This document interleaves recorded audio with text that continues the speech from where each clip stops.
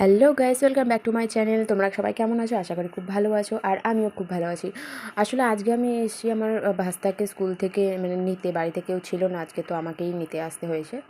তো আমি 1 ঘন্টা আগে এসেছিলাম, বসেই ছিলাম এতক্ষণে পেছনে একটা বসার জায়গায় আসে। দিয়ে 1 ঘন্টা পরে দেখি ওর ছুটি হলো, দিয়ে যাচ্ছি বাড়িতে। আমাদের এই শিলিগুড়িতে এখন গরম পড়ে গেছে, বুঝলে তো। ওই সকালটায় জাস্ট একটু ঠান্ডা লাগে, আর ওই রাত্রিবেলা আদারওয়াইজ সারাদিন এত গরম, কি বলবো। আর এই মাটিগাড়াতে এসে দেখি এত জাম, কি বলবো।